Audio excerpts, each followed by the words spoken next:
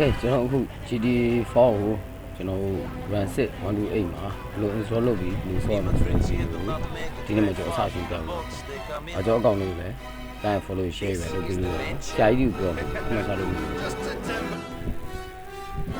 Hello ပဲအားလုံးမင်္ဂလာပါကျွန်တော်ဟိုတနေ့က GTA4 ပေါ့နော်ကျွန်တော် Game Hub Emulator နဲ့ဆော့မဲ့ file တော့ကိုကျွန်တော်ကအခုတောင်းပြမှာဖြစ်ပါတယ်ဒီလို Game Hub Emulator ကိုတောင်းပါမယ် Game Hub Emulator ကိုကျွန်တော်ကိုခဲ့ရတောင်းပါနော်ဟိုကနေပြီးတော့ကျွန်တော် Play Store မှာတောင်းကျွန်တော်ကအခုဒီ game ဟို GTA4 Lite version ကိုတန်းခစ်ကိုပဲ download ဆွဲပြီးကျွန်တော်တို့ run 6 128ကိုဆော့လို့ရအောင်လုပ်ပြီးအဲ GTA4 Lite ကိုကျွန်တော်ကနှိပ်လိုက်ပါနော်ဟောနှိပ်လိုက်တယ်ကျွန်တော်တို့ GT4 Lite ကိုနှိပ်လိုက်ကျွန်တော်တို့နှိပ်ပြီးတာဒီမှာလုံးကိုတောင်းပြီးသားမို့အဲ့လိုတောင်းလိုက်ဒီရောက်သွားပြီဆိုလို့ရှိရင်ကျွန်တော်နှိပ်ပြီးသားမို့လို့ဂျားမှာကြော်ညာအများကြီးတာလိမ့်မယ်ဒီလိုကြော်ညာကြီးလာလိမ့်မယ်အခါကျရင်ဒီပေါ်လို့နှိပ်ပြီးတော့ဒီကြော်ဒီဘက်တောင်းတယ်ဒီဘက်တော့ verification မှာဟုတ်တယ် verification ပေးမယ်အဲ့မှာ verify ရင်ကျွန်တော်အမှန်ကြီးတွေထည့်မယ်အဲ့ဒါကိုသွားပြီးမယ်နော်ကျွန်တော်အခုအဲ့လေးလေးကျွန်တော်ထုတ်ပြပေးမယ်VPN ခံပြီးလောက်တာဖြစ်တဲ့အတွက်ကြောင့်ဒီအဲ့ဒီ Telegram နဲ့အခုကျွန်တော်တို့ဒီ game file တောင်းနေမှာတော့ VPN ခံရမှာ Game Hub Emulator တောင်းတာက VPN ခံရမှာလို့ဒီတိုင်းတန်းတောင်းပြီးတော့ install လုပ်ချတာနော်ကျွန်တော်ကပြန်သွားသူအဲ့တိုင်းပဲကျွန်တော်ပြမယ်ဘယ်လင်းမှာအဆင်ပြေမလဲဆိုအခုကျွန်တော် get link လာတော့မှာကြာမှာ get link ရတော့မယ် get link အဲ့လိုလေးနီအောင်လေးတန်းသွားဆိုရှင်အကောင်လေးရှင်းနေကျွန်တော်မသိရလူတော့ချိုးဆရာကြီးရှိဆရာကြီးတို့ဆရာကြီးတန်းတော့နော်ကျွန်တော်ဒါခုမှစပြီးတော့အဲ့လိုမျိုးတုတ်တဲ့လူတွေတော့လည်းအသေးစိတ်တစ်ချက်ချင်းရှင်းပြတယ်ဒါအဲ့လိုပဲဘွတ်ချုံနေမှာအတိုင်းလဲနေနေမှာလဲပြီးတော့နောက်ဆုံးအဆင်ပြေသွားတဲ့နေရာအောင်ကျွန်တော်ပြမယ်ဘယ်နားမှာအဆင်ပြေမလဲဆိုတော့ကျွန်တော်ပြမယ်ဒီနေရာကိုရောက်သွားရင်ရပြီဒီနေရာကိုရောက်သွားလိမ့်မယ်ဒီနေရာကိုရောက်သွားလိမ့်မယ်ဒီနေရာကိုမရောက်မချင်းသွားနေရမှာGo file ကိုမရောက်မချင်းဒီအပေါ်လင့်မှာဆို Go file ပေါ့နော်ပြီးရင်ဒီမှာ GTA San တော့အဲ့အပေါ်အောက်ကလေးကိုအမှန်ကြီးထည့်လိုက် GTA4 Lite အကောင်ကတွဲကြည့်ရှိအကောင် download ဆွဲအကောင် download ဆွဲမယ့်အချိန်မှာကျွန်တော် VPN ကိုပိတ်ချလိုက်တော့ VPN ပိတ်ပြီးဆွဲမှာဘယ်လိုမြန်လိမ့်မယ် VPN နဲ့ဆွဲနေရတနေ့လုံးတညကိုပြီးတော့မှာမဟုတ်သူမနဲ့ခီးလို့ဖြစ်သွားမှာဒီမှာတော်တော်လေးကိုအလန်းနေဝေးပြီးတော့စုံညီမအောင်စုံတော့မေးပါဖြစ်သွားမှာကျွန်တော်တို့ဒီမှာ download ဆွဲနေပြီဆိုတော့ဒီကနေပြီးတော့ကျွန်တော်ဒီတော့ကြည့်လို့ရတယ်နော်မြန်လားမမြန်လားဆိုတော့ဒီတော့ကြည့်လိုက်VPN မခံထားဖြစ်တဲ့တော့မြန်တယ် VPN နဲ့ဆွဲမှုကိုကြာရွေးနော်ကျွန်တော် Game Hub တောင်းပြီးသားရှိတယ်အဲ့ဒါကို Game Hub ကို install လုပ်လိုက် Game Hub ကတောင်းပြီးသားရှိတယ်ဆိုတော့ Game Hub ကို install လုပ်လိုက်ရင်ဒီဆိုတော့ကျွန်တော်တို့ကဇက်အချီပါတော့ဇက်အချီပါလည်းတောင်းတာနော်ဇက်အချီပါကျွန်တော် Play Store တောင်းတာဗျာဒီကောင်ဇက်အချီပါတောင်းတာကျွန်တော် install လုပ်တာကိုဟို download ဆွဲတာကိုကျွန်တော်ကြော်လိုက်ပြန်ဖြတ်ပြီးပြန်ပြီးတော့ download ပြန်ဆွဲပြန်အစားဆုံးပြန်လုပ်ပြအောင်နော်ဒီဟာလေးကြော်ပြီးတော့ဆိုတော့ကျွန်တော်ဘယ်မှာရှိနေဆိုတော့ဒီ download file လေးရှိအဲ download file နဲ့ဟာကိုကျွန်တော်တွားချလိုက်ဒီ GT4 ပေါ့နော်တိုက်တယ်ဒီမှာ 11.22k ဆိုတဲ့ဒီ zip file လေးပေါ့အကောင်ကျွန်တော်က cut လုပ်လိုက်က လုပ်ပြီးတော့ကျွန်တော်ဘယ်မှာသွားထားမလဲဆိုလို့ရှိရင်ပြီးတော့ဒီထဲထွက်ပြီးတော့ကျွန်တော်ဟို folder ဆောက်ပြီးသွားပါတော့ PC game ဆိုပြီးတော့ဒီထဲမှာဘလူးကပေးချလိုက်အောင်ခြိုက်ဝဲရှိထောက်ပြီးတော့ extra here မဖြစ်နဲ့တစ်ချက်ပဲထောက်ပြီးတော့ဒီမှာ extra here ဒီကောင်ကို extra ဖြည့်ချလိုက်အဲ့တော့စနစ်ဆို 24k K30 လောက်တော့ဟိုထားပြီးပေါ့ကျွန်တော်တို့ Game Hub ထဲမှာ setting ချင်ရမှာ Game Hub က download ပြန်ဆင်းမှလေးရှိသေးတယ်ပေါ့နော်အဲ့လေးရှိလို့ကျွန်တော် Game Hub ထဲဝင်မယ်ဆိုရင်ကျွန်တော်အရင်ဆုံး VPN ဖွင့်ရမယ်ကျွန်တော်တို့ Game Hub ထဲရောက်တော့ဆိုတော့ my money ယူကကျွန်တော်ဒီ Windows ပုံစံလေးကို Windows ပုံစံလေးကိုယူက import PC game ဆိုတော့ကျွန်တော်စပြီးထည့်မယ်ဆိုတာတွေကတော့ permission ရောက်ပုံပေါ့နော် import PC game ကိုတောင်းမယ်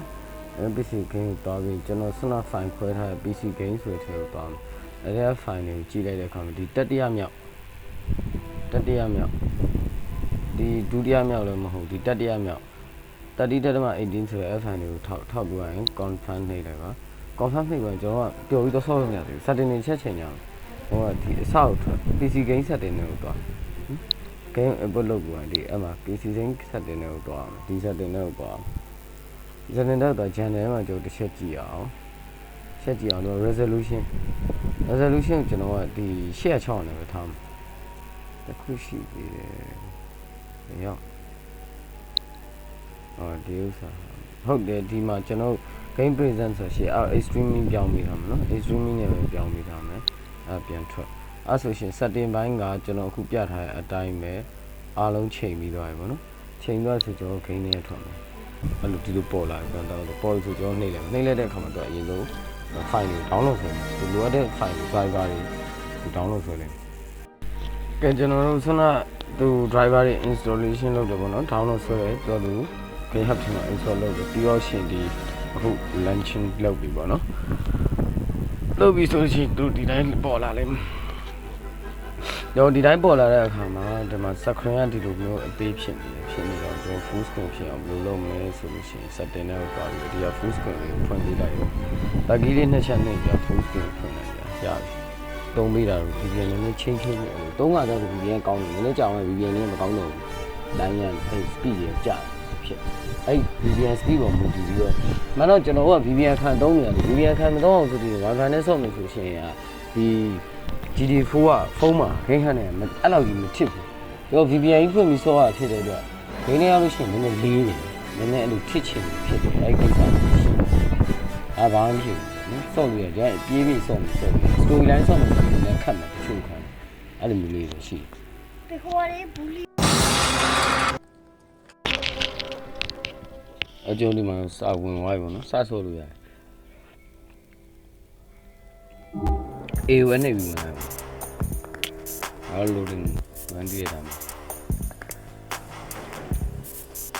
ငါကြောင့်အခုပြောချင်တာနောက်အဲ့စနစာတန်းနေမှာကျွန်တော်တို့တယောက်ရက်နေအောင်ဖြစ်ရှင်အားစိတ်နဲ့ဝင်လဲထွက်လဲပြန်လုပ်ပေးတယ်စနချိန်နဲ့ဆက်တဲ့တိုင်းမှန်တယ် VPN နဲ့ချိန်ထားတယ်အင်တာနက် Wi-Fi လိုင်းနဲ့ပေါင်းတယ်ဆိုလို့ရှိရင်အဲ့လိုမျိုးဟန်းနေလို့ရှိရင်ဂိမ်းထဲကနေဝင်လဲထွက်လိုက်လို့လေ VPN မပိတ်နဲ့ဂိမ်းထဲကိုထွက်လိုက်ပိတ်လိုက်စပြန်ဝင်လိုက်ဂိမ်းထဲကိုထွက်လိုက်အဲ့လိုမျိုးငါကောက်တော့လုပ်ပြီးပြန်ဝင်တယ် He's just up the road. I'll let you know when we're there.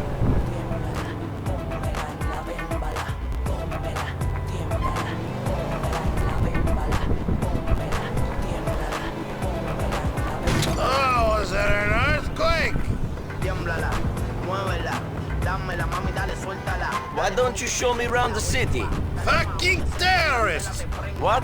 Terrorists! There's been a big scare and you can't go across the bridges so good. You without a visa. I would stay in Broker. Fuck it, stay in Hove Beach.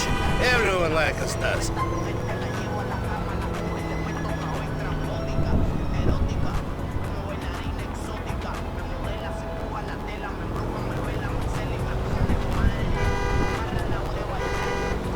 Nico, you ever had two women at once? Four big titties to be playing with?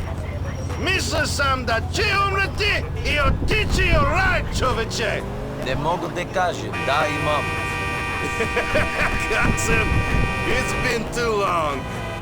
That is my cab depot, cousin. It is where I make all the money.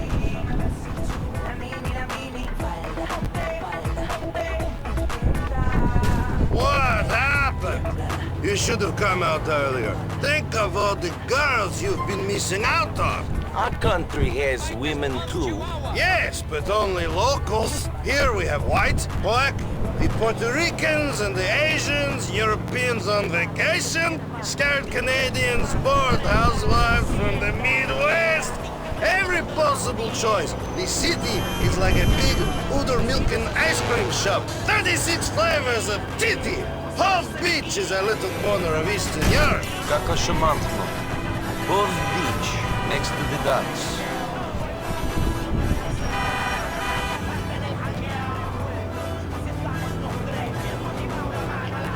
Immigrants here do not make it very far from the boats they come in on. This is the mansion? Just a temporary place. The mansion is coming, cousin. That's the dream. Follow me.